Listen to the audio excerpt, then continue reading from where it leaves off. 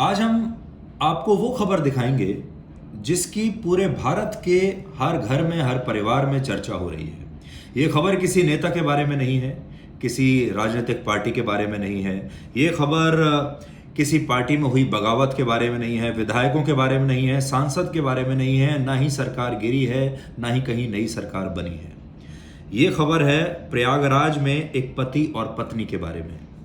पति सफाई कर्मचारी है। 2010 में इनकी शादी हुई थी।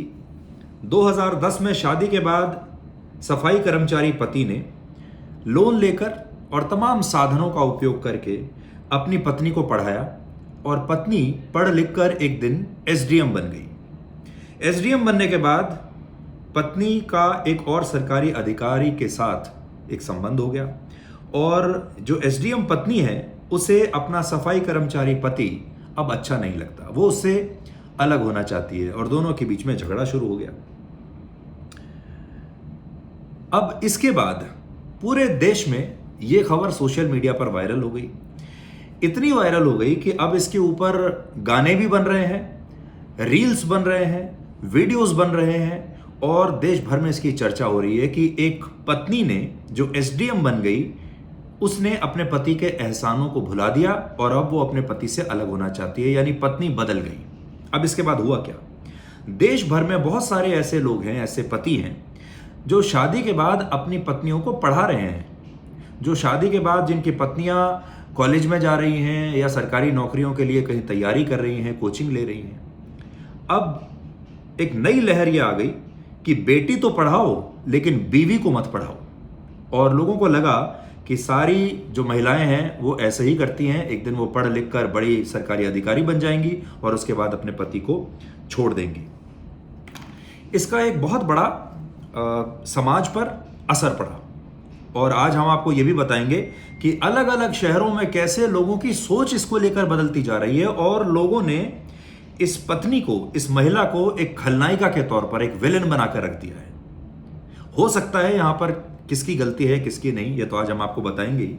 लेकिन ये भी सोचिए कि ऐसा भी बहुत बार होता है कि शादी के बाद पत्नी अपना सब कुछ लगा देती है और पति बड़ा आदमी बन जाता है और बड़ा आदमी बनने के बाद वो अपनी पत्नी को छोड़ देता है। लेकिन तब ऐसे तमाम मामलों में कभी हमारे देश में ऐसी कोई चर्चा होती है? तो फिर इस बार इतनी चर्चा क्यों हो रही है?